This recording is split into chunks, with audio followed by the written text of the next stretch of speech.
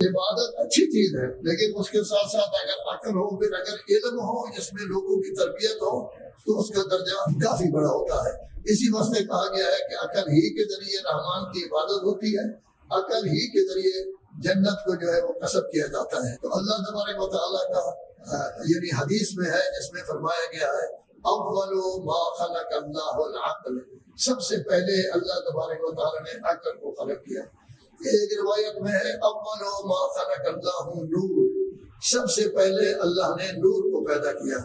ایک روایت میں ہے اول ما خلق اللہ نوری، سب سے پہلے اللہ نے میرے نور کو پیدا کیا ہے۔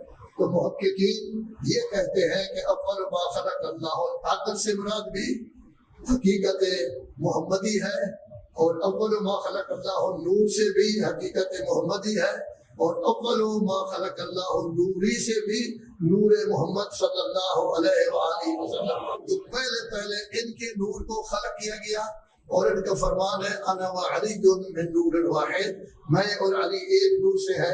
تو گویا ان ذوات مقدسہ کو اس وقت خلق کیا گیا جب آسمان، زمین، کائنات، حضرت آدم تو کافی بعد میں بنے ہیں، ان کو پیدا کیا گیا ہے۔ اسی واسطے حضور کے لیے کہا جاتا ہے عقل کل کائنات، یہ کل کائنات کی عقل ہے۔